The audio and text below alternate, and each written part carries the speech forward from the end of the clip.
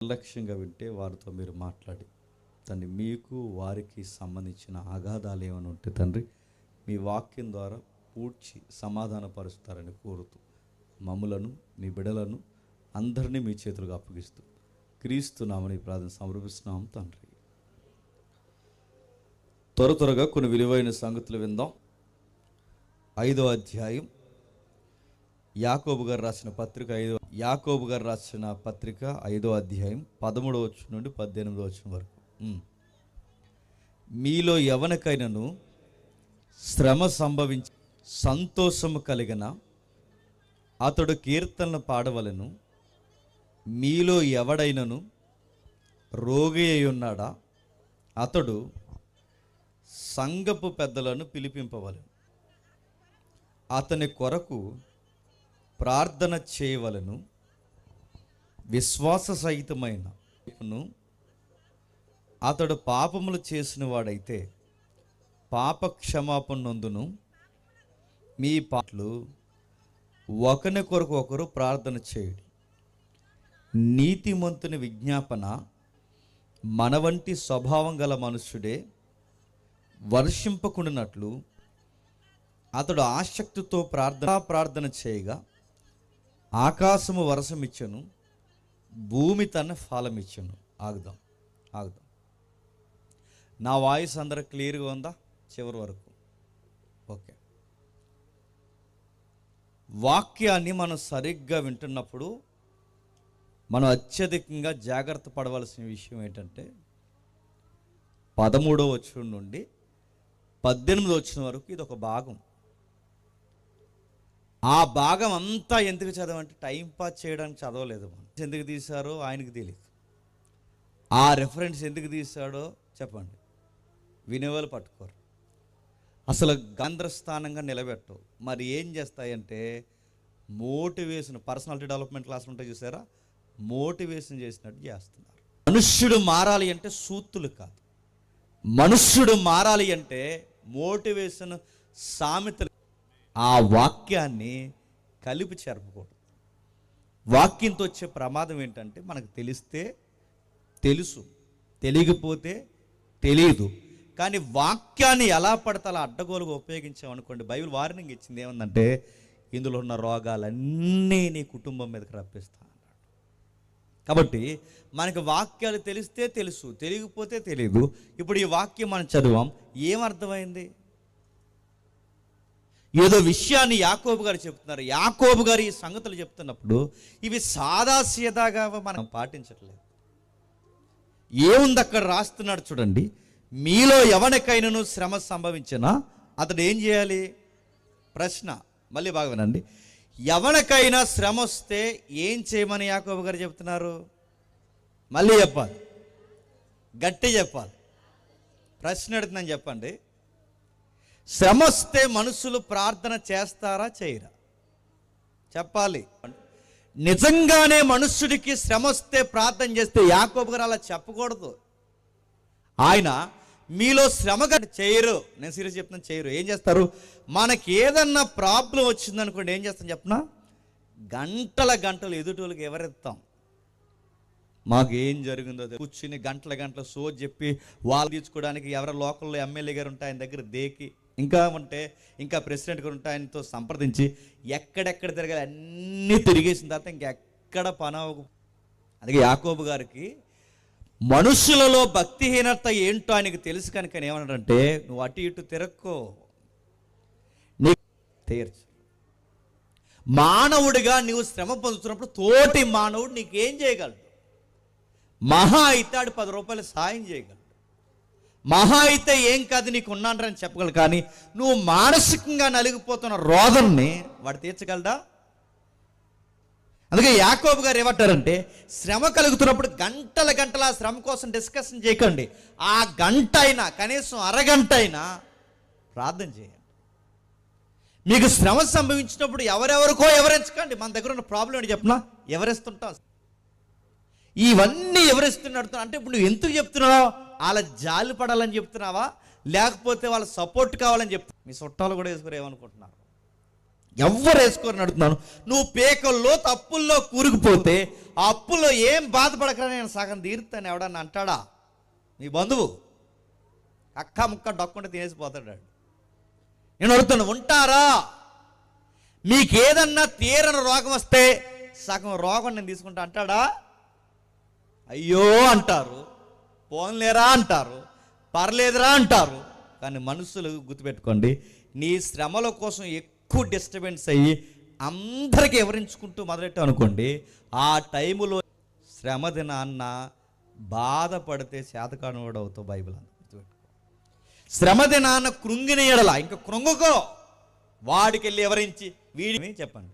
లేదు, బైబిల్ ఏమని తెలుసా? నీకు శ్రమ సంభవించినా చెప్పండి, ప్రార్థన చేయి, దేవుని దగ్గరికి రా. ఎవరి దగ్గర పరిగెట్టు? ఎవరికైనా సంతోషం పోయినా త్వరగా వెళ్ళిపోతుంది.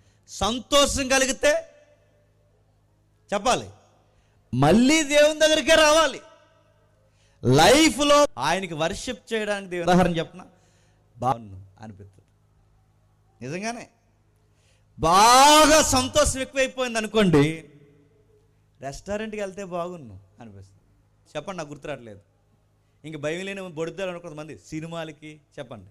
ఇంకా కొంతమంది ఉన్నారు ఇంక ఎక్స్ట్రీమ్ అన్నమాట, రాష్ట్రాలు దాటిపోవడం. అంటే మనిషికి సమాధానకరమైన వాతావరణం ఉంటుంది. దేవా, నా ఎదుటింటి వాడి జీవితంలో సమాధానం లేదు, నా పక్కింటి వారి జీవితానికి కుదరలేదు, కానీ మా చుట్టూ అనేక మంది మనుషులు ఉన్నా ఎవ్వరికీ సమాధానం లేకపోయినా మా కుటుంబానికి సమాధానం ఇచ్చావు. నిన్ను స్తుతిస్తాం, ప్రార్థిస్తాం, నిన్ను గణపరుస్తామని ఒక్కరంటారా? బాగా సంతోషం ఎక్కితే రోడ్డు మీద తిరుగుతాం, గుర్తుపెట్టుకోండి. బాగా సంతోషం ఎక్కువైపోతే ఫ్యామిలీలతో, నేను అడుగుతున్నాను, ఫ్యామిలీలతో రెస్టారెంట్లని, పార్కులని, ఫంక్షన్లని ఇలా అడావుడిగా తిరుగుతాం. అదే బాధ ఉంటే ఆ బాధ చెప్పుకుంటూ తిరుగుతాం. మొత్తం మీద బాధ ఉన్నా దేవుడి దగ్గరికి రాం, చెప్పండి, సంతోషం ఉన్నా దేవుడి దగ్గర రాం. అందుకే యాకోబు గారు ఏమంటారంటే, నీ లైఫ్లో ఏం జరిగినా నువ్వు చేయాల్సిన పని ఏంటంటే దేవుడి దగ్గరికి రా. బాధ వచ్చినా ఆయన బతిమాడుకో. సంతోషం కలిగిందా? ఎవరికీ లేని సమాధానం నాకు నా పిల్లలకు అనుగ్రహించినందుకు నేను స్తుతిస్తున్నాను ప్రభువా అని దేవునికి 2 పాటలు పాడి ఆయన స్తుతించు. కానీ రెండో స్టేజ్ చెప్తున్నాడు చూడండి, మీలో ఎవరికైనా శ్రమ సంభవించినా ప్రార్థన చేయండి. అది సాదాసీదా శ్రమ అయితే పోతుంది. ఒకవేళ నువ్వు ఎంత ప్రార్థన చేసినా శ్రమ పోవట్లేదంటే పేజ్ 2 ఉంది, గుర్తుపెట్టుకోండి. ఆ పేజ్ 2 ఏంటంటే విజ్ఞాపన ప్రార్థనకి కొంతమందిని పిలిపించండి. నా మాటలు మీకు అర్థమవుతున్నాయా? ఏంటంటే నీ సంఘంలో పెద్దలైతే ఎవరైతే ఉన్నారో వాళ్ళని పిలిపించు. నువ్వు రోగంతో ఉన్నావా, అదొక శ్రమ. నువ్వు ఆర్థికంగా నలిగిపోతున్నావా, అదొక శ్రమ. కాంటెక్స్ట్ యాకోబు గారు ఏమిస్తారంటే, ఈ శ్రమ దేనికి సంబంధించిందంటే బహుశా ఎవరో డిసీజ్లో ఉన్న వారి యొక్క కేసు నేను తెర మీద తీసుకొస్తున్నాను. నీకు శ్రమ లాంటి, అంటే నీకు శ్రమతో ముడిపడిన ఒక భయంకరమైన వ్యాధి నిన్ను వెంటాడుతూ నువ్వు ప్రేయర్ చేయి, తగ్గితే సరే, లేదు తగ్గలేదు ప్రార్థన. మన కోసం ఇతరులు చేసేది విజ్ఞాపన. ఇప్పుడు చెప్పండి, మన కోసం ప్రార్థన చేసినప్పుడు జవాబు రాలేదనుకోండి, ఇతరులు మన కోసం ప్రార్థన చేయడానికి రావాలి. అంటే సంఘ పెద్దలను పిలిపించాలి. ఆ సంఘ పెద్దలు చేంజ్ చేయాలి. అక్కడ రాస్తున్నాడు 14వ వచనంలో, మీలో ఎవడైనా రోగి అయి ఉన్నాడా, అతడు సంఘపు పెద్దలను పిలిపింపవలను, వారు ప్రభువు నామమున అతనికి నూనె రాసి అతని కొరకు ప్రార్థన చేయవలను. ప్రశ్న అడుగుతాను, చెప్పండి, నువ్వు ఒకటి ప్రార్థన పెద్దలను పిలవాలి. ప్రశ్న ఏంటంటే, ఇప్పుడు సంఘ పెద్దలు ఏం చేయాలి చెప్పండి, గట్టి చెప్పండి. సంఘ పెద్దలు ఒక విశ్వాసి, బాగా వినాలి, మీ సంఘ పెద్దలు ఎవరో నాకు తెలియదు, నేను సీరియస్గా చెప్తున్నాను. సంఘ పెద్దలు అన్న వారికి దేవుడిచ్చిన బాధ్యత ఏంటో తెలుసా?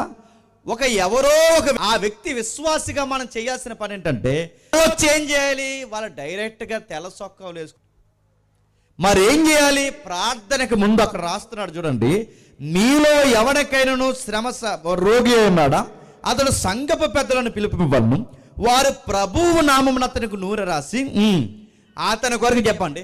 ప్రేయర్కు ముందు ఏం చేయాలి చెప్పండి, గట్టి చెప్పండి. మీ బొంద నేను అడుగుతున్నాను. లేదు, ఒకవేళ తగ్గలేదంటే విజ్ఞాపన ప్రార్థనకు పెద్దలు పిలవాలి. ఈ పెద్దలు వచ్చి ఏం చేయాలి? దిస్ మీన్స్ పరిచర్య. వాడు లేవలేని రోగైతే పెద్దలు చేయాల్సిన పని అంటే చెప్పిన పెద్ద జడ్జాగా తెల సొక్కలు వేసుకుని వచ్చిన ₹10 పని లేకుండా ఖర్చు లేకుండా ప్రార్థన చేసుకుందా నువ్వు కూడా ప్రార్థన ఉండని వెళ్ళిపోవడం కాదు. అది పెద్దల వైఖరి కాదు. నీకు నాకు అర్థమలేదు కానీ టీవీ నైన్కి అర్థమైంది ఈ పాయింట్. టీవీ నైన్ కొట్టేసిన అతడు తెలుసా? ప్రార్థించే పెదవుల కన్నా చెప్పండి సహాయం చేసే చెప్పండి. ఎక్కడదండి టీవీ నైన్కి కొట్టేసిన? ఎక్కడది? నేను అడుగుతున్నాను. ప్రార్థించే పెదవుల కన్నా సహాయం చేసే చేతుల మీద అనే కొటేషన్ టీవీ నైన్కి ఎక్కడది? తల్లి మదర్ తెరీసా చెప్పింది. మదర్ తెరీసాకి ఎక్కడది? అంటే సంఘంలో చాలా మంది ఉంటారు. డబ్బున్నోళ్ళు ఉంటారు, డబ్బు లేని వాళ్ళు ఉంటారు, పేదోళ్ళు ఉంటారు, బలిసిన వాళ్ళు ఉంటారు, సామాన్యులు ఉంటారు. కొడుకులు కూతుర్లు కోడళ్ళు పట్టించుకోలేక మంచాన పడిపోయిన ముసల మొక్కలు ఉంటారు. కనీసం వాళ్ళు పోయి మందులు తెచ్చుకోవడానికి కూడా డబ్బులు లేని తల్లులు ఉంటారు. నలిగిన సొక్కావే ఏడాది కట్టుకునే తండ్రులు ఉంటారు. ఇలాంటి వాళ్ళందరూ ఉన్నప్పుడు వాళ్ళకి ఏదన్నా జరిగితే వాళ్ళని పట్టించుకునే వాళ్ళు ఉండరు. వాళ్ళ కొరకు వాళ్ళు ప్రార్థన చేసుకుంటారు, తగ్గదు. ఆ రెండవసారి సంఘ పెద్దలుగా మనం వెళ్ళినప్పుడు ఏం చేయాలంటే వాళ్ళకి సర్వీస్ చేయాలి. సర్వీస్ అంటే పరిచయం చేయాలి. పెద్ద ఆయన మందులు తెచ్చుకోలేకపోతున్నారా? మీరే తేవాలి. సంఘముగా నడుతున్నాను. సంఘముగా ఎవరైతే కూడుకున్నామో మనమే తలోక చెయ్యి వేసుకునే పెద్ద అయినా ఏం భయపడకో. నీ కొడుకు చూడకపోయినా, నీ కూతురు చూడకపోయినా, నీ కోడలకు నువ్వు బరువైపోయినా, నీ కుటుంబం నిన్ను పట్టించుకోకపోయినా, నీ కుటుంబం కన్నా గొప్పదైనా సంఘంగా మేము ఉన్నాం. నువ్వేం బాధపడకని ఆ పెద్ద ఆయనకి సర్వీస్ చేయాల్సింది ఎవరు చెప్పనా? సంఘం. ఎవర్రా మీరు అడుగుతారు, గుర్తుపెట్టుకోండి. సర్వీస్ చేయి. ప్రార్థనకి వెళ్ళే ముందు వాడికి ప్రార్థన చేసే ముందు వాడికి ఏ పరిచయం అవసరం ఉంటే చెయ్యి. వాడు రోగి, వాడి కనీసం హాస్పిటల్కి వాడి క్యారేజీ తెచ్చేవాళ్ళు లేరు. వాడు లేచే వరకు కనీసం వండి పెట్టు. నీ చుట్టానికో పట్టానికో ఏదన్నా రోగం వస్తే నువ్వు ఎలాగైతే హాస్పిటల్ చుట్టూ తిరిగి వాళ్ళకి వంట వార్పులు ఎలా అయితే చక్కబెడతావో వాళ్ళకన్నా గొప్పలు ఎవరో తెలుసా? నీ తోటి నీ పక్కనున్న విశ్వాసం మాత్రం ఖచ్చితంగా. ప్రభు జడ్జిమెంట్ జరిగే రోజు ఏమంటాడు చెప్పనా? ప్రభు యేసుక్రీస్తు వారు ఎత్తుతారు. ఏమని తెలుసా? నేను రోగి నన్ను చూడవచ్చితిరా అంటారు. నేను అడుగుతున్నాను, నువ్వెప్పుడు రోగి ఉన్నావు ప్రభు? అయితే క్లాతలం ఏమవుతుందో నువ్వు రోగమైతే నువ్వెప్పుడున్నావు ప్రభు అంటే దేవుడు అంటాడు, ఆయన చూపించి నీ సంఘంలో నలిగిపోయి ఉంటాడు చూసావా, వాడిని చూపించి అంటాడు. ఆ పెద్దామని పట్టించుకోలేదు. గుప్పడి మెతుకులు తిన్నావా అని అడగలేదు గనక నేను ఆకలితున్నప్పుడు నాకు అన్నం పెట్టలేదు. దేవుడు ఎవరిని కంపేర్ చేసుకుంటాడంటే సంఘంలో నలిగిపోయిన తల్లులు, సంఘంలో నలిగిపోయిన పేదోళ్ళు, సంఘంలో ఉన్న విధవరాండ్లు, కడు పేదరికంలో నలిగిపోతున్న వారు, వాళ్ళ అవసరత కొరకు దేశంలో ఎక్కడా చూడకుండా వాళ్ళ సంఘంలో పడేడుస్తారే. ఆ పడేడ్చిన పేద బతుకులను సంఘం పట్టించుకోలేదో. నేను ఈ చాలా మందికి ఉండే భక్తి అనగానే ఏంటి చెప్పనా? ఒక గంట ఇలా సభలో కూర్చుని వెళ్ళిపోతే మంచి జరిగిపోతుంది అనుకుంటున్నారు. అంత లేదు. మీరు సభలో గంట అలా కూర్చుని వెళ్ళిపోతే పుణ్యం వస్తుందంటే నేను మళ్ళీ చెప్తున్నాను, మిమ్మల్ని ఎవడో మోసం చేశాడు. కూర్చుని వెళ్ళిపోతే మురిసిపోయే దేవుడు కాదు ఈయన. లేదు, ఒక గంట వాక్యం వింటే నువ్వు వింటే వరిగేది ఏమి లేదు, విన్నదాన్ని పట్టించాలి, అప్పుడు ఉపయోగం. ఇది 3 రోజుల సభలైనా 30 రోజుల సభలైనా సభకి ఎంతమంది జనం వచ్చారన్నది ఏ హృదయం ఎలా స్పందించిందన్నదే లెక్క. ఇందులో పొడవబడిన వారు ఎంతమంది అన్నది లెక్క. నేను అడుగుతున్నా, 1000 తలకాయలు వచ్చాయా, 2000 తలకాయలు వచ్చి ఇవి లెక్కల్లోకి రావు. ఒకవేళ తలకాయలు లెక్కెట్టుకునే మాసభక్షులట లాస్ట్లో నెలాఖరులో ఎన్ని తలకాయలు తిన్నామో లెక్కెట్టుకుంటారంట తెలుసా? ఈ నెలలో 50, 30 నడుతున్నాను. తలకాయలు మనుషులు తినేవాళ్ళు లెక్కనుకుంటారు. మనం ఎవరిని చెప్పండి? మనుషులు తినే మనుషులం కాదు గనక, ఆత్మలను సంపాదించే వాళ్ళం గనక ఈ 3 రోజులైనా 2 రోజుల సభ అడుగుతున్నాను. ఇందులో పెద్దల్లో మరింత భారం రావాలి, నాయకుల్లో మరింత పొడవబడే వాక్యం పనిచేసినట్టు. అందుకే యాకోబు గారు అంటున్నారు, ఏమని? పెద్దలను పిలువు. ఆ పెద్దలు వచ్చి ఏం చేయాలంటే ప్రేయర్ చేసి వెళ్ళిపోవడం కాదు. నీకు ఏ అవసరం ఉందో నువ్వు శరసాల్లో ఉన్నావా, వాళ్ళ దర్శనం అందించాలి. అంతా వదిలేస్తాం. ఎక్కడ ఆగిపోయింది తెలుసా? అది ఏమి నూనె తెలుసా అన్నారట. ఏమి నూనె? మా చర్చిలో చాలా మంది కోకోనట్ ఆయిల్ అమ్మేస్తున్నారు కనుక ఇది కొబ్బరి నూనె కాదని పెద్ద థియోలాజియన్స్ లాగా మాట్లాడి అసలు ఆయిల్ అంటే ఏ ఆయిల్ కాదు, ఏ ఆయిల్ తెలుసు అది చెప్పండి, ఆలివ్ ఆయిల్ అని. ఈడేమో ఆ ఆయిల్ అంటాడు, ఈడేమో ఈ ఆయిల్ అంటాడు. ఆయిల్ కోసం కాదు, బాధల్లో ఉన్నప్పుడు వారికి సర్వీస్ చేయాలి. రెండోది బాగా వినండి, ఒకటి వాడు ప్రార్థన చేసుకుంటే తీరట్లేదు, రెండోది నువ్వెళ్ళి వాడికి సర్వీస్ చేస్తూ నీకు ఎవరు లేకపోయినా మేము ఉన్నామని ఎప్పుడైతే ఆ రోగికి, ఎప్పుడైతే ఆ బాధలు ఉన్నవాడికి మనం సహాయం అందిస్తామో ఆ వ్యక్తి కొరకు ప్రార్థన చేయాలి, సహాయం చేస్తూ ప్రార్థన చేయాలి. రెండోది ఇక్కడ చిన్న వివరణ ఇస్తాను జాగ్రత్త. కానీ ఒక భయంకరమైన మూఢనమ్మకం ఉందండి. ఆ మూఢనమ్మకం ఏంటి చెప్పనా? ఇక్కడ రాస్తున్న వచ్చిన మీకు అర్థమైతే టక్కన స్ట్రైక్. డాక్టర్ దగ్గరికి వెళ్తే ప్రార్థన చేయరు. ఈ రెండిట్లో ఏది చేయకపోయినా ఎగిరిపోయేది ఎవడు చెప్పనా? రాసి పెట్టుకో, చెప్పు. ప్రాథమిక చికిత్స ఆ రోజుల్లో జూయిష్ కల్చర్లో, ఇజ్రాయెల్ కల్చర్లో, మిడిల్ ఆసియా కల్చర్లో, లేదా ఈస్ట్ వెస్ట్, లేదంటే మనకి పైన గ్రీక్ కల్చర్లో, ఈజిప్ట్ కల్చర్లో, ఆఫ్రికా, ఆసియా, ఈ కల్చర్లో ఉన్నది తెలుసా? ప్రాథమిక చికిత్స ఆ రోజుల్లో ఆలివ్ ఆయిల్. ఆ రోజుల్లో మెడిసిన్ ఏదంటే మెడిసిన్ వాడటం తప్ప మరి ఎవరెక్కించారు ఏంటో తెలియదు. కానీ రావే పెద్దమ్మ హాస్పిటల్కి వెళ్దాం అంటే నేను రాను. ప్రకృతిలో వైద్యం పెట్టింది ఎవరు? మెడిసిన్ ఇచ్చింది ఎవరు? డాక్టర్లను పెట్టింది ఎవరు? మళ్ళీ ప్రశ్న అడుగుతాను చెప్పండి. ప్రభు అయిన యేసుక్రీస్తు వారే తన నోటి నుంచి పలికిన మాట ఏంటో తెలుసా? రోగులకు వైద్యుడు అవసరం. అంటే దానికి అర్థం ఏంటి చెప్పండి? డాక్టర్ గారు ఉండాలి. నీకు డైరెక్ట్ జరిగించకపోయినా వ్యక్తుల వైద్యం ద్వారా కూడా దేవుడు జరిగిస్తాడు. చరిత్రలో ఇలాంటి భక్తిహీనమైన పనే 16వ అధ్యాయం 2వ దినవృత్తాంతాల గ్రంథం 16వ అధ్యాయం త్వరగా ముగిద్దాం. 2వ దినవృత్తాంతాల గ్రంథం 16వ అధ్యాయం 12వ వచనం నుండి. ఆస తన ఏలుబడి యందు దాని విషయంలో అతడు యెహోవా యొద్ద విచారణ చేయక,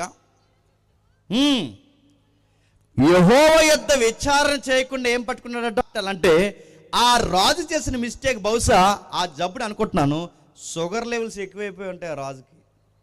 ఎందుకు చెప్పినా వస్తాయి, పని తక్కువ, తిండి ఎక్కువ, నిద్ర తక్కువ అయితే వస్తాయి.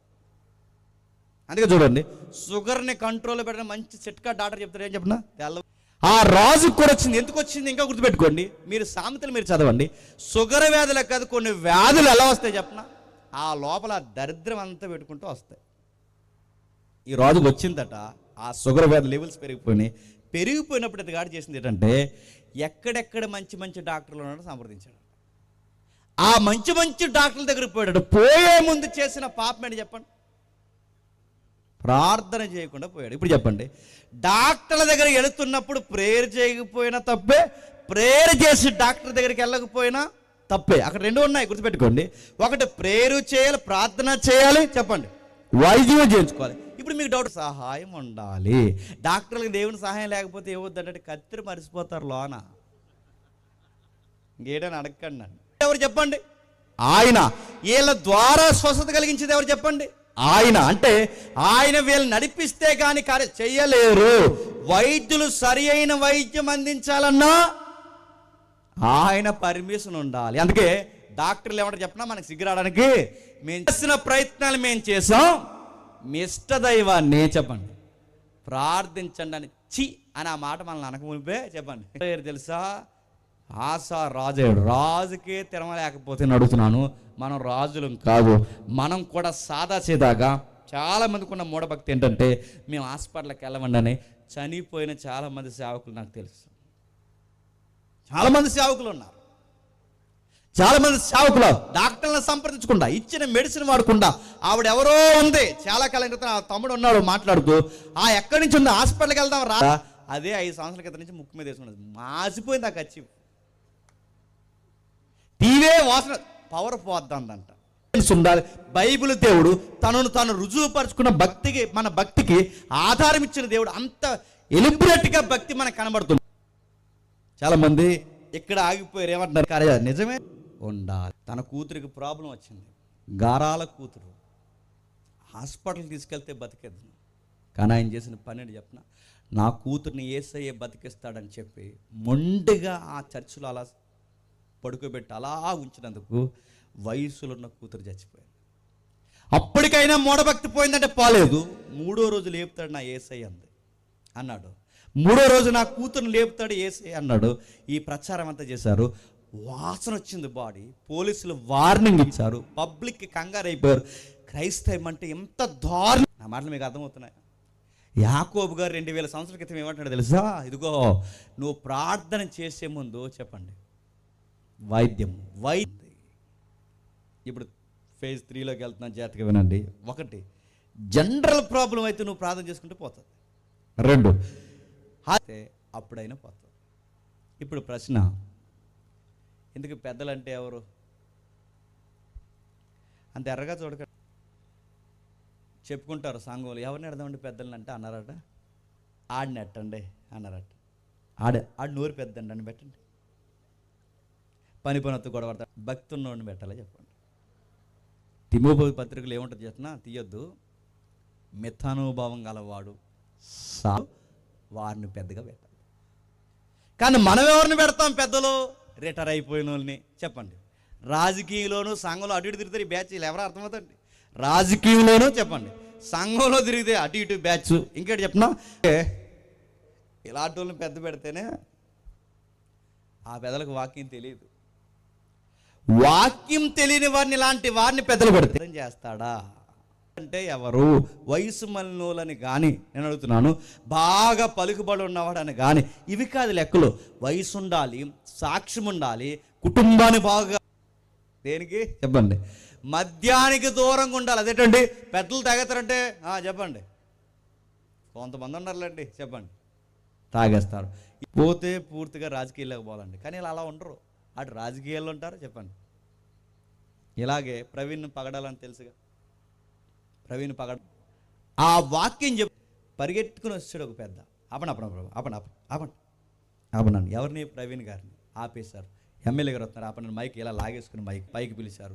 ఆ పైకి పిలుస్తున్నప్పుడు ఎమ్మెల్యే గారు ఏమన్నారంటే, అలా మధ్యలో ఆయన ఆపకుండా ఆయన ఏదో దేవుడు ప్రవచనాలు ఏది చెప్తున్నాడుగా చెప్పనివ్వండి, అయిన తర్వాత నేను ఎక్కుతాను అన్నాడు. మళ్ళీ ప్రవీణ్ అనకి మైక్ ఇచ్చారు. జరిగింది ఇది లిటరల్గా. ప్రవీణ్ అని లేచి ఇలా మైక్ పెట్టుకుని బాధపడుతూ ఒక మాట అన్నాడు, దేవుని వాక్యం మీద ఒక అన్యుడుకున్న గౌరవం మన సంఘ పెద్దలకు లేనందుకు నేను బాధపడుతున్నాను అన్నాడు. నా మాటలు మీకు అర్థమవుతున్నాయా? నడుతున్నా ఎమ్మెల్యే ఎక్కువ, వాక్యం ఎక్కువ? వాక్యం. నువ్వు కూర్చోబెట్టే దమ్ము లేనప్పుడు ఎమ్మెల్యే గారిని పిలవకు, ఆయనకు అవమానం తెచ్చి మనల్ని బాధల్లో పెట్టకు. లేదు ఒకవేళ ఆయన వచ్చాడా ముందు ఆయనకి ఇవ్వాల్సిన మాటలు ఇచ్చి. కానీ వాక్యం మధ్యలో ఎమ్మెల్యే కాదు, హోమ్ మినిస్టర్ కాదు, పిఎం కాదు, సీఎం కాదు, ఎవరు వచ్చినా వాక్యం ఆపడానికి వీలు లేదు.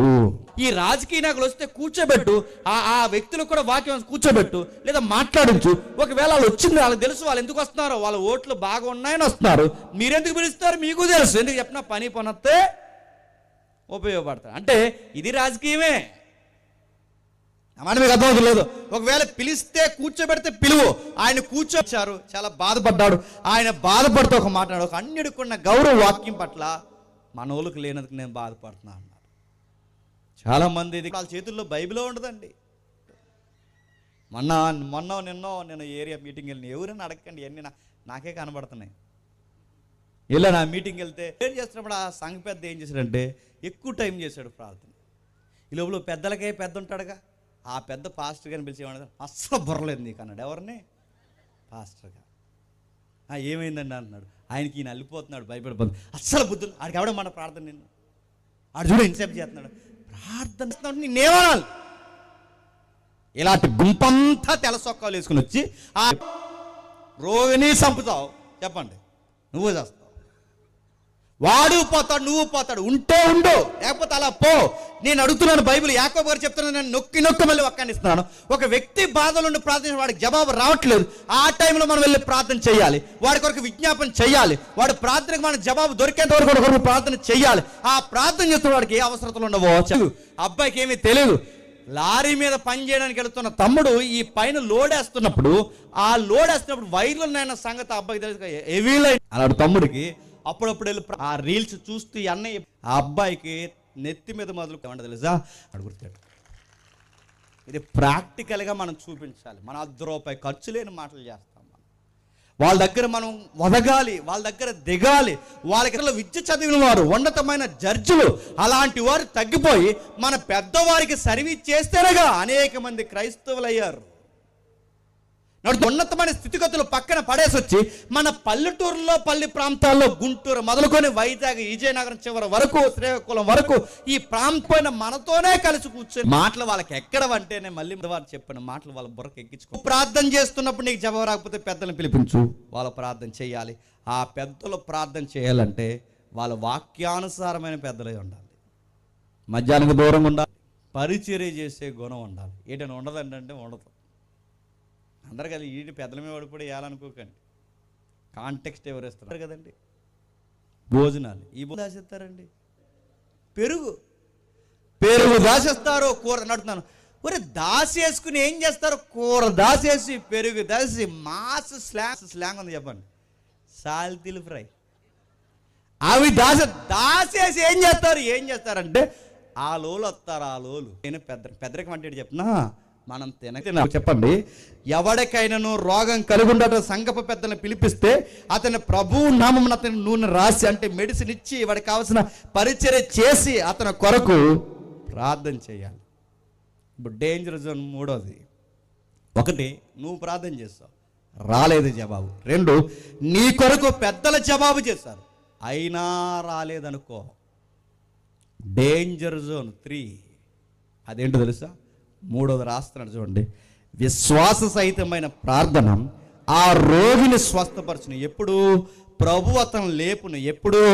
అతడు పాపము చేసిన వాడైతే ఆ పాపానికి క్షమాపణ. అన్ని రోగాలు పాపాలకు సంబంధించిన కాదు, అన్ని రోగాలు పాపాలకు సంబంధించిన కాదు, అలాగే అన్ని రోగాలతో పాపాలకు సంబంధం లేదనడానికి వీళ్ళే. మీ కేసు అర్థమవుతుంది అంటే కొన్ని దీర్ఘకాలిక రోగాలు కొన్ని ఉంటాయి. మంచాన పడతారు, డబ్బులు ఖర్చు చేస్తారు, అందరు డాక్టర్ దగ్గర తిరుగుతారు, ఇక చివరికి చావే వాళ్ళకి శరణ్యం అన్నట్టు అయిపోతుంది. ఇంత పరిస్థితుల్లో తిరుగుతున్నప్పుడు బైబిల్ ఏమని వ్యాఖ్యానిస్తుందంటే కొన్ని రోగాలన్నీ కాదు, కొన్ని రోగాలు దేవుడు నీకు ఏదో పాఠం నేర్పించడానికి ఆ రోగం పెట్టాడంట. నువ్వు ప్రార్థన చేసినా పోలేదు, సంఘ పెద్దలు ప్రార్థన చేసినా పోలేదు, ఇది అది ఒప్పుకోకపోతే పోదంటే పోదు. అందుకే ప్రభు అయిన యేసుక్రీస్తు వారు కొన్నిసార్లు స్వస్థత చేస్తున్నప్పుడు కుమారుడు పాపం అంటే ఆయన స్వస్థతకు ముందు ఏం క్షమిస్తున్నాడు చెప్పండి? వాళ్ళ ప్రార్థన చేసుకున్నా తగ్గట్లేదు, వాళ్ళకి సంఘమంతా ప్రార్థన చేసినా తగ్గట్లేదు, అయినా వాళ్ళు సుదీర్ఘంగా బాధపడుతున్న వారైతే, మీరు అందరు గుంపు అయితే, లేదా తండ్రిగా తల్లిగా మీరుంటే వాళ్ళ దగ్గరికి వెళ్ళి చేయాల్సిన పని ఏంటో తెలుసా? మరి ఎవరు లేరు, నీకు మాట చెప్తున్నాను, ఇది నీకు నచ్చినా నచ్చకపోయినా ఒక మాట నేను చెప్పేది ఏంటంటే, ఇంతకాలం నువ్వు ప్రార్థన చేసినా జవాబు రాలేదు, మేమందరం ప్రార్థన చేసినా నీకు జవాబు రావట్లేదు, కానీ ఒక విషయం అర్థమైందిరా, నాకు కూడా చెప్పొద్దు అని చెవిలో ఒక మాట చెప్పండి. నువ్వు ఒప్పుకోవలసినవి ఏమన్నావు తెలియదు, కానీ అర్థమయ్యేవాడికి భయం వేయాలి. మరి నీకు మళ్ళీ మళ్ళీ చెప్తున్నాను, నువ్వు నాకు కూడా వివరించొద్దు, నువ్వు ఎంతకింత బాధోడు ఎంత ఎలా నేను రుద్దుతున్నాడంటే, నువ్వు నీ కుటుంబాన్ని లేదా నీ జీవితాన్ని, ఆరోగ్యాన్ని ఎంత ఎలా రుద్దుతున్నాడంటే, ఏదో దేవుడిని బాధించే పని చేసి దగ్గర ఒప్పుకోవద్దు, కానీ నేను రహస్యంగా చూస్తున్న దేవుడు ఉన్నాడే, ఆ దేవుని దగ్గర ఒప్పుకోవాల్సిన ఏమైనా ఉంటే ఒప్పేసుకోరా అని చెప్పండి. మీ పాపములు ఒకరితో ఒకడు చెప్పండి, ఒప్పుకోండి. ఎవరితో ఒప్పుకోవాలట? దీన్ని అడ్డెట్టుకునే కొన్ని సంఘాలు ఏం చేసాయండి, కానీ రాంగ్ వేలు వెళ్ళిన ఎగ్జాంపుల్ నేను చెప్తున్నాను. గొలుసు ప్రార్థన కూర్చొని ఈ చేయి పట్టుకుని ఒప్పుకోడు మొదలెట్టారట. 3 ఉంటాయిరా అన్నాడు. ఆ పక్కనుడు అన్నాడట, నీ 3 నాకు 5 ఉంటాయిరా అన్నాడంట. ఆ పక్కనుడు వెళ్ళాడంట, నావి మినిమం 8 ఉంటాయి అన్నాడు. కదని అందరి దగ్గర ఒప్పుకుంటే అంత గుండెల్లో దాచుకునే మనుషులు ఎవరు చెప్పండి? లేరు. అసలే జనాలకు దురద సేవలు. మనకెన్ని మైనస్లు ఉన్నాయో చూడం, కానీ ఎదుటోడికి ఎన్ని మచ్చలు ఉన్నాయో మాత్రం చెప్పండి. చెప్పుకుంటూ తిరుగుతామా తిరగా? అందుకే యాకోబు గారు ఓమన్నాడు కనుక వాటికి ఏం చేశారంటే పాపానికి ఎంత రేట్ అని చెప్పి అమ్మేశారు. వాటినే పాప పరిహార పత్రికలు అంటారు. పాపానికి ఎంత రేట్ అని చెప్పి అమ్మేశారు. హిస్టరీలో ఈ వచనాలు రాంగ్గా వెళ్ళిపోయాయి, కానీ ఈ సంవత్సరం లేదా ఈ దేవుడు ఒప్పుకో. ఒకటి నువ్వు ప్రార్థన చేయి, అది ఆర్థిక ఇబ్బందా, అది రోగమా, అది ఏ సమస్య నాకు తెలియదు, నీ సమస్య అది ఏ సమస్య అయినా తిరగకపోతే, అది ఉపవాస కుడుకులో పోకపోయినా, నీ వ్యక్తిగత ప్రార్థనలో పోకపోయినా, సంఘం వచ్చి ప్రార్థన చేసినా పోకపోయినా, ఎవరొచ్చి ప్రార్థన చేసినా పోకపోయినా, ఇంతగానే నేర్పిస్తుందంటే చక్కగా రాస్తున్నారు. అక్కడ చూద్దాం ఒకసారి. మీరు మీ పాపములను ఒకరితో ఒకడు ఒప్పుకొనుడి, మీరు స్వస్థత పొందినట్లు ఒక్కనే కొరకు ఒక ప్రార్థన చేయుడి. నీకు స్వస్థత రావాలి అంటే ఏం చేయాలట చెప్పండి? మీకు స్వస్థత రావాలంటే ఏం చేయాలట? పాపాలు, ఆ పెద్దరికం మీద నీకు నమ్మకం లేకపోతే ఎవ్వరికి చెప్పకుండా హృదయాలు ఎరిగిన దేవుని దగ్గర ఒప్పుకో. మనుషుల దగ్గర ఒప్పుకోవడమే నీకు కష్టమైతే దేవుడి దగ్గర ఒప్పుకో. నీతిమంతుని విజ్ఞాపన చెప్పండి మనపూర్వకమైనదే బహుబలము గలదే. ఇప్పుడు అడుగుతున్నాను, ఎవరు నీతిమంతులు? నా మాటలు మీకు అర్థమవుతున్నాయి లేదు? నీతిమంతుడు ఒక్కడైనా ఉన్నాడా? ఏ భేదం లేదు. నీతిమంతులు ఒక్కడును లేడు. అందరూ పాపులే. నడుతున్నాను, అందరూ పాపులైనప్పుడు మరి నీతిమంతులు ఎవరు? వాళ్ళ దగ్గర నుంచి పోయి ప్రార్థన చేయించుకోవడానికి వాళ్ళు ఎక్కడున్నారు? అసలు నీతిమంతులు అంటే ఎలా ఉంటారు? స్లోగా మాట్లాడతారా? నీతిమంతులు అంటే చాలామంది అంత వద్దులే యాక్టింగ్, ఎలా ఉన్నావు అలా ఉండు. నీతిమంతులు అనగానే చాలామంది కుర్చీ వేసుకుని కూర్చోరు, కుర్చీకి ద్వారగా జరిగిపోయి అదొక భక్తి. ఇలా మాట్లాడుతున్నప్పుడు ఇలా గుండెల మీద చెట్టుకుని ఇలా మాట్లాడడం. కొంతమంది ఉపవాసం ఉన్నప్పుడు అన్నదండి, నువ్వు అలా అడగాలని ఇలా పెట్టావు మాకు నా మాట్లాడుతున్నా. ఇది వద్దు. భక్తి అంటే ఇది పరిశీలి బుద్ధి, బాడీ లాంగ్వేజ్లో చూపించదు కదా. నీతిమంతులు అంటే ఎవరు? నీతిమంతులు అంటే స్లోగా నడవడం, స్లోగా మాట్లాడడం, తక్కువగా ఉండడం, దూరంగా ఉండడం, ఇది కాదు. నీతిమంతులు అంటే ఎవరో తెలుసా? అక్కడ రాస్తున్నాడు, మనం ఎప్పుడు నీతిమంతులు అవుతామంటే ఎప్పుడైతే పాపాన్ని ఒప్పుకుంటామో అప్పుడే నీతిమంతులు. నీతిమంతులు ఎప్పుడవుతుంటే ఏ రోజైతే ఒప్పుకుంటావో ఆ రోజే నీతిమంతుడు. అంటే నీతిమంతుడు ప్రత్యేకంగా పుట్టుడు, నీతిమంతుడు ఎక్కడో ఉండడు, నువ్వే నీతిమంతుడు అవుతావు. ఎప్పుడు నీతిమంతుడు అవుతాడు? ఒప్పుకో. వేసే ట్యాగ్ ఏంటో తెలుసా? నువ్వు నీతిమంతుడివి. ఇప్పుడు ఈ నీతిమంతుడు ఇతరుల కొరకు విజ్ఞాపన చేసిన, ఈ నీతిమంతుడు తన కొరకు ప్రార్థన చేసిన, నీకు నాకు అర్థం కావడానికి యాకోబు గారు ఎగ్జాంపుల్ చెప్తున్నాడు. ఎవరిని? కిందికి. ఏలియా మన వంటి స్వభావం గల మనుష్యుడే వర్షింపకుడినట్లు అతడు ఆసక్తితో ప్రార్థన చేయగా తన ఫలం ఇచ్చింది. ఇదేందుకు చెప్పాడు సడన్గా? ఒకటేమో నువ్వు ప్రార్థన చేసుకో అన్నాడు, రెండో తగ్గకపోతే పెద్దల చేత ప్రార్థన చేయమన్నాడు, మూడోది ఆ పెద్దలు వచ్చి మెడిసిన్ ఇచ్చి ప్రార్థన చేయించమన్నాడు, నాలుగవది ఒకవేళ అయినా తగ్గకపోతే నువ్వు ఒప్పుకోవాల్సింది ఏదైనా ఉంటే చెప్పండి, ఒప్పుకోమన్నాడు. ఇంకా కిందికి చెప్పు ఏమంటున్నాడంటే, ఎంత మ్యాటర్ చెప్పి వ్యక్తిగత ప్రార్థన కొరకు భక్తి కొరకు చెప్పి మన ప్రార్థన ఎంత పవర్ఫుల్గా ఉంటుందో చెప్పడానికి హిస్టరీ రికార్డ్స్ బయట తీస్తున్నాడు. హిస్టరీ రికార్డ్ ఎవరంటే ఏలియా నీతిమంతుడుగా ఎప్పటికప్పుడు దేవుని దగ్గర తను తగ్గించుకుని కడుక్కుంటున్న ఒక ప్రవక్తగా నీతిమంతుడుగా ఉన్నాడు కనుక ఆయన ప్రార్థన చేస్తే ఏమాగిపోయిందంట? 3 సంవత్సరాల వర్షం ఆగిపోయిందంట. ఆహాబు పరిపాలన సరిగ్గా లేనందుకు, యెజెబెలు సలహాలు సరిగ్గా లేనందుకు, ఆ ప్రభుత్వం సరిగ్గా లేనందుకు ఆ ప్రకృతి ఏమైందంట? ఆగిపోయింది. 3.5 సంవత్సరాలు వర్షం పడకుండా. మళ్ళీ ఆయన ప్రార్థన చేస్తే మళ్ళీ వర్షం. అంటే ఆయన ప్రార్థన చేస్తే వర్షం ఆగిపోతుంది, ఆయన ప్రార్థన చేస్తే వర్షం పడుతుంది. అంటే ఆయన ప్రార్థన చేస్తే వర్షం పడుతుంది, ఆయన ప్రార్థన చేయకపోతే వర్షం. అంటే ఆయన ప్రార్థనతో వర్షాన్ని ఆపేస్తాడు, ఆయన ప్రార్థనతో చెప్పండి వర్షాన్ని కురిపిస్తాడు. ఇదెందుకు మాకెందుకు చెప్తున్నామంటే, యాకోబు గారు ఏమి జ్ఞాపకం చేస్తున్నారంటే, చరిత్రలో ప్రార్థన చేత ఎర్ర సముద్రాన్ని పాలి చేశారు. చరిత్రలో నీతిమంతులు ప్రార్థన చేస్తే సింహాలు నోర్లు మూయించేశారు. సూర్యుడు నక్షత్రం ఆకాశంలో ఆగిపోయి ఇలాంటి ప్రార్థన చేస్తే ప్రకృతి ఆగిపోతే నీకు వచ్చిన జబ్బు ఆగదా అంటున్నాడు యాకోబు. నా మాట మీకు అర్థమవుతున్నాయా? అరే ప్రార్థన చేస్తే వర్షమే ఆగిపోయింది, నీ జబ్బు ఎంత? నీ ప్రార్థనకి అంత బలమైన జవాబు రావాలి అంటే నువ్వు ఒప్పుకోవాల్సినవి ఏమన్నా ఉంటే ఒప్పుకోవాలి. నీతిమంతులు ఎంతగా ఎక్కెక్కేడ్చి మా నీతి క్రియలు మురుకు గుట్టల వంటివి మేము ఎంతకో పనికిరాని వాళ్ళు, మా స్వనీతిని ఎదుట పాపమని ఎలాగైతే యెషయా లాంటి భక్తులు ఒప్పుకున్నారో అంత యథార్థంగా ఒప్పుకోవాలి. అలాంటి వ్యక్తులు ఉంటే, అలాంటి వ్యక్తులు సంఘాలు ఉంటే, అలాంటి వ్యక్తులు సమూహాలు ఉంటే, అలాంటి వ్యక్తులు సహవాసాలు ఉంటే, ఇలాంటి గుంపు ప్రార్థన చేస్తే వర్షాలే. నా అనుభవం చెప్తాను వినండి. మాకు తెలిసిన సేవకుడు ఉన్నాడు, ఆయన కన్వర్ట్ అయిన క్రిస్టియన్. అంటే మనం మాట్లాడకూడదు, ఏమైందో తెలియదు, ఎందుకు వచ్చిందో తెలియదు. వాళ్ళ అమ్మగారికి బోన్ క్యాన్సర్ వచ్చింది. ఇప్పటికీ మా పరిచయంలో ఉంటాడు, ఆయన యాక్టివ్ మెంబర్. ఆయన వాళ్ళ అమ్మగారికి బోన్ క్యాన్సర్ వస్తే, బ్లడ్ క్యాన్సర్ అయినా పర్లేదు, బ్లడ్ మారుస్తా. రొమ్ము క్యాన్సర్ అయినా పర్లేదు, కోసేసి తీసేస్తారు. ఏ క్యాన్సర్ అయినా కాస్త ఏదన్నా లేకుండానే 4th స్టేజ్లోకి పోయింది. ఆ స్టేజ్లో పిల్లలందరూ నవ్వుతున్నారు. ఈ దేవుడు నమ్ముకున్న తర్వాత మీకు ఏం కలిసి వచ్చిందిరా అని హేళన చేసినట్టు చూస్తున్నారు. వాళ్ళ అమ్మను స్వస్థపరచమని చూద్దామని మాట్లాడుతున్నారు. నీకు విషయం చెప్తున్నాను, నీకు వైద్యం చేస్తాను నా దగ్గర ఉన్నంత డబ్బుతో. రెండోది, అలా కానీ దేవుడిని నమ్మిన బిడ్డగా నేను ఏడకుండా ఒక మాట చెప్తున్నానమ్మా.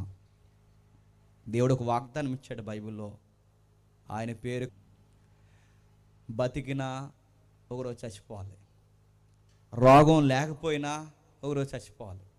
కానీ ఒక మాట చెప్తున్నాను, బతికితే ఆయనకి సాక్షిగా ఉండు, చనిపోతే మాకన్నా ముందుగా ప్రశాంతంగా దేవుని దగ్గరికి వెళ్ళిపో. నిన్ను బట్టి నేను దేవుని స్తుతిస్తాను. మన దేవుడు నమ్ముకున్న తర్వాత ఇలా రోగం వచ్చిందని నేను ఏం తిట్టుకోను. నువ్వు కూడా దేవుని ఒక్క మాట కూడా అనొద్దు.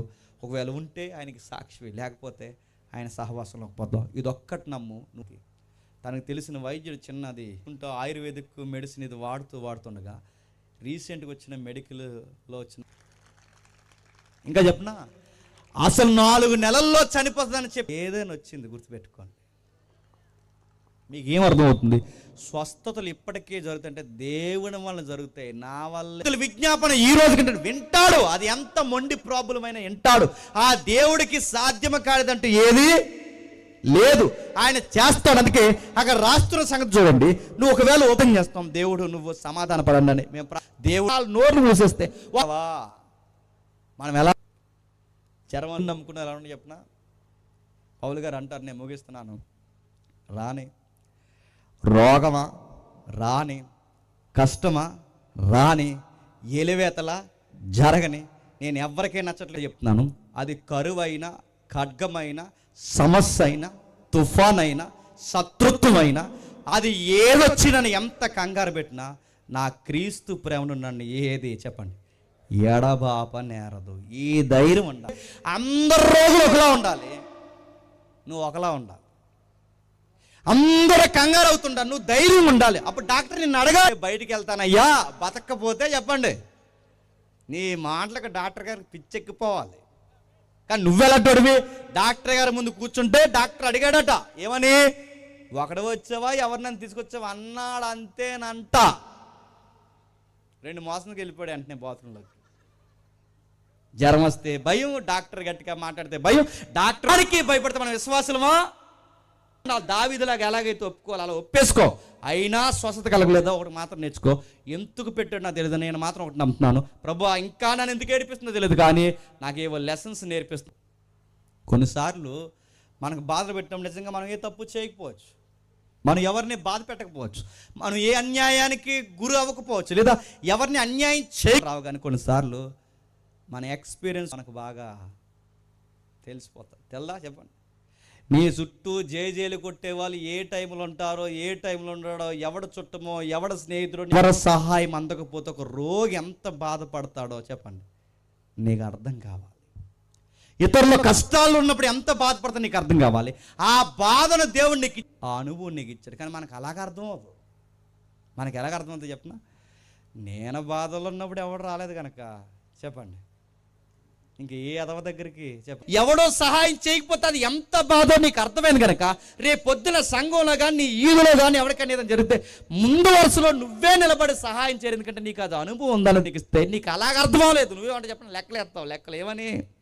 ఆ రోజు నా దగ్గరికి రాలేదు కనుక చెప్పండి నేను ఎవరి దగ్గరికి పోను, మళ్ళీ ఎక్కేస్తా మంచం ఎలా ఉంటుంది. మూడోది నువ్వు ఒప్పుకో, సరిపోద్ది. అయినా అవ్వలేదా నీకేదో అనుభవం దేవుడు నేర్పుతున్నాడు. ఈ టైంలో నేను ఎప్పుడు చెప్పిన ఎగ్జాంపుల్ చెప్పిన త్వరగా ముగిస్తాను. శ్రమలు కలిగినప్పుడు చేయాల్సిన బెస్ట్ ఆన్సర్ ఏంటో తెలుసా? దేవుడి దగ్గర పోయి ప్రార్థన చెప్పిన అటు ఇటు పరిగెడతారండి. వాళ్ళ దగ్గర పోయి వాళ్ళ సలహా తీసుకుంటారు, వీళ్ళ దగ్గర పోయి వీళ్ళ సలహా తీసుకుంటారు, అక్కడ పోయి అక్కడ సలహా. అందుకే నేను ఎగ్జాంపుల్ చెప్తాను వినండి. మనం పొరపాటున ఏదన్నా ముళ్ళ కంచెల్లో పడిపోయాను కూడా, ముళ్ళ పొదలకండు ఉండడమే. కదిలితే ఏమవుతుంది చెప్పండి? ఇలా కదిరావా వెనక కూర్చిపోతాయి, ఇలా కదిరావా ముందు కూర్చిపోతాయి, ఇలా పక్కగా ఎక్కడ కదలకుండా ఎక్కడ పడ్డా అక్కడ ఉండడమే ఉత్తమం. ఇది నీకు అర్థమైతే ముళ్ళు లాంటివి ఏంటో తెలుసా? శ్రమలో ఆ టైంలో ఎక్కువ కదలకు, దేవుడి దగ్గర కూర్చొని ప్రార్థన చేయ, ఎక్కువ కదలకు. అటు ఇటు కదిలావో ఇంకా గుచ్చుకుపోతాయి నీకు. అలా దేవుడి దగ్గర రా, ఆయన బలమైన హస్తం కింద ఉండు. ఆయన ఎంతగా నుంచి నీకు తెలియదు, ప్రస్తుతం నీకు జవాబులు దొరకవు, కానీ ఏదో ఒక రోజు ఖచ్చితంగా నీకు జవాబు వస్తుంది. అప్పటి వరకు ఎంత విజ్ఞాపన చేయాలో, ఎంత ప్రార్థన చేయాలో, ఎంత పశ్చాత్తాపడాలో, ఎంత అనుభవం నేర్చుకోవాలో అంతవరకు దేవుని దగ్గర చెప్పండి, ప్రార్థన చేయి. ఎంత చెప్పుకొచ్చి ఆ 2 వచనాలు మాట్లాడైనను సత్యము నుండి తొలగిపోయినప్పుడు మరి ఒకనికి అతను సత్యమునకు మళ్లించిన పాపిని వాని తప్పు మార్గం నుండి మళ్లించేవాడు మరణం నుండి ఒక ఆత్మను రక్షించి అనేక పాపమును కప్పివేయనని తాను తెలుసు. అంటే ఇంత మ్యాటర్ యాకోబు గారు చెప్పుకొచ్చి లేటర్.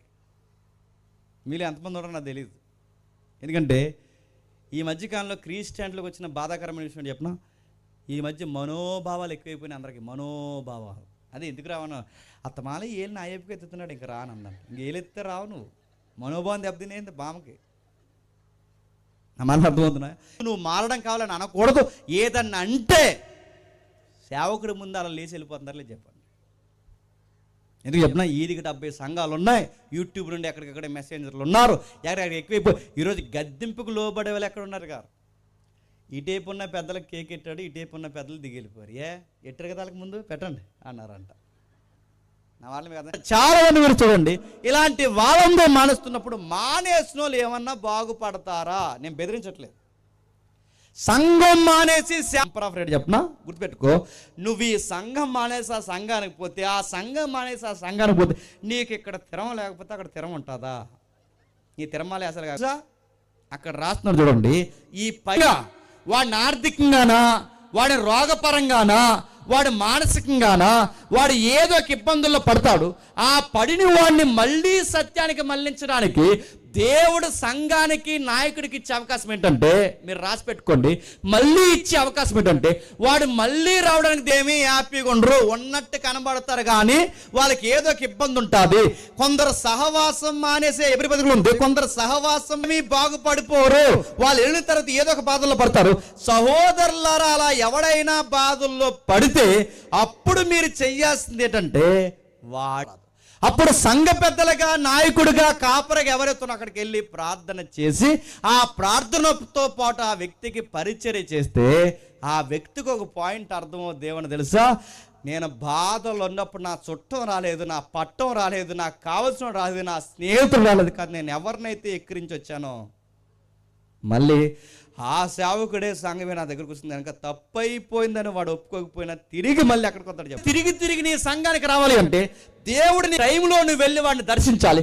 ఆ దర్శించినప్పుడు తమ్ముడు మాకు ఏమీ జ్ఞాపకం లేవు, నువ్వేమీ జ్ఞాపకం పెట్టుకోకు, జరిగింది ఏదో జరిగిపోతే మనందరం దేవుని పిల్లలు, మనంతా ఒకటే కుటుంబం, రా తమ్ముడని. మనం అలా చేయం, ప్రసంగం చేస్తాం వాడి మీద ఏమని, మానేశాడు ఎదవా, ఆటో గుద్దేసింది ఎదవన వచ్చిందంటే సరి అయిన అవకాశం ఆ టైంలో వెళ్ళి ఆడితో మాట్లాడు. వాడికి 10 రూపాయల ఇవ్వు, వాడికి మందులా ఇవ్వు, వాడికి తోడా ఇవ్వు, ఇవన్నీ వాడు చూస్తాడు. తప్పిపోయినాడు, సత్యానికి, సంఘానికి, సహవాసానికి దూరం అయిపోయినాడు, ఇవన్నీ సంఘానికి వస్తాడు. అప్పుడు పాపిని వాని తప్పు మార్గం నుండి మళ్లించిన వాడు మరణం నుండి ఒక ఆత్మను రక్షించి అనేక పాపములను ఉన్నాడు. మళ్ళీ వాడిని తీసుకొస్తే వాడి పాపాలన్నీ దేవుడు క్షమించి మళ్ళీ దేవుడు తన రాజ్యంలో పెట్టుకుంటాడని దేవుడు సెలవిస్తుంటే ఇక్కడ ఏమర్థమైంది? కొంతమందికి ఏమర్థం చెప్పినా, మనం అనేక ఆత్మలు మనం రక్షిస్తున్న మనం ఎన్ని తుండ్ర పనులు చేసినా మన పాపాలను దేవుడు ఏం చేస్తాడట. అదే దాని అర్థం. దాని అర్థం అవుతుందంటే చాలామంది చేస్తుంది ఏంటి చెప్పినా, మేము దేవుని పని చేస్తున్నాం, మేము దేవుని సేవ చేస్తున్నాం, మేము దేవుళ్ళు ఎలా ఉన్నాం, మేము అనేక మందికి సేవ చేస్తాం, అందుకు మేము ఏ తొందర పనులు చేసినా దేవుడా నువ్వేం చెప్తున్నావో అదే పాటించు, నువ్వు ఏది పాటిస్తున్నావో అదే చెప్పు. యాకోబు గారు అంటున్నారు, ఎవరి పాపాలు క్షమిస్తాడంటే తప్పిపోయి ఆడి పాపాలు క్షమిస్తాడు, నిన్ను రక్షించి మళ్ళీ దేవుడు నిన్ను ఆదరించాడని ఆ వ్యక్తికి చెప్పు. చెబుతామా? యాకోబు గారు తిప్పి తిప్పి తిప్పి తిప్పి తిప్పి తిప్పి ఈ సందర్భం అంతా ఎక్కడ పెట్టదు తెలుసా? వ్యక్తుల్ని దర్శించండి. నేను ఈ మాట అంటున్నాను, ఏమనుకోకండి, తప్పదు ఇవి చెప్పాల్సినవి. గృహ దర్శనానికి వెళ్తే మనం ఎవరి దగ్గరికి వెళ్తాం చెప్పండి, యథార్థంగా ఒప్పుకోండి. కృతజ్ఞత కూడుకుల సంఘంలో ఎవరైనా పెడితే ఎవరి దగ్గరికి వెళ్తాం చెప్పండి. బాగా పైసలు ఉన్న వాళ్ళ దగ్గరికి వెళ్తాం. ఇది తగునా? నేను మాట్లాడుతున్న గుర్తుపెట్టుకోండి.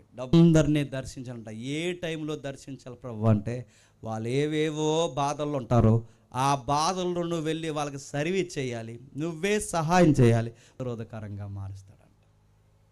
నేను అడుగుతున్నాను, ఈ ప్యాటర్న్ ఫాలో అవ్వండి. బాధలు ఉన్న వారిని దర్శించి ఇలాంటి కార్యాలు మనం చేస్తే అడుగుతాను, మీ సంఘమైన నా సంఘమైన ఏ సంఘమైన ఇలాంటివన్నీ చేస్తే మనం వాక్యం చెప్పింది ఎంత బాగా పనిచేస్తుంది. ఈ ప్రేమను చూపిస్తే, ప్రేమ కలిగే సత్యం చెప్తే, మనం చెప్పకపోయినా మీ సంఘానికి ఊరంతా వచ్చి అక్కడ కూర్చుంటుంది. గుర్తుపెట్టుకోండి. వాళ్ళకు ఆన్సర్ వెళ్ళిపోద్ది అండి. చెప్పనా? రే, ఎవరు చూసినా చూడకపోయినా అన్నిటికన్నా గొప్ప కుటుంబం లాంటి సంఘం అందరా. నేను అక్కడ పోతాంటాను. ఒక తల్లి అనాలి, ఒక తండ్రి అనాలి, ఒక తమ్ముడు అనాలి, ఒక చెల్లి అనాలి. అక్కడ ఉంటే పరలోకం వరకు మాతో తోడుండే ఒక చక్కటి వ్యక్తులు మాకున్నారా అని అనాలి. కానీ బాధ అని చెప్పనా, పాస్టర్ గారు పోనీ చూసుకుందాం అందంట. ఏం చేస్తా? చంపేదా బాబుని? నువ్వు బయట ఇలాంటి గయ్యల గంపలు కూడా పెట్టి చెప్పండి, సంఘంలోకి వచ్చి ఇలాంటి గయ్యల గంపలు మాట మాడితే ఇది సంఘమా? మూడోది, ఒప్పుకోవాల్సింది ఏదన్నా ఉంటే చెప్పండి, ఒప్పేసుకోండి. నేను రెఫరెన్స్ తీయట్లేదు, ఈ రెఫరెన్స్ చెప్పి నేను ముగిస్తాను.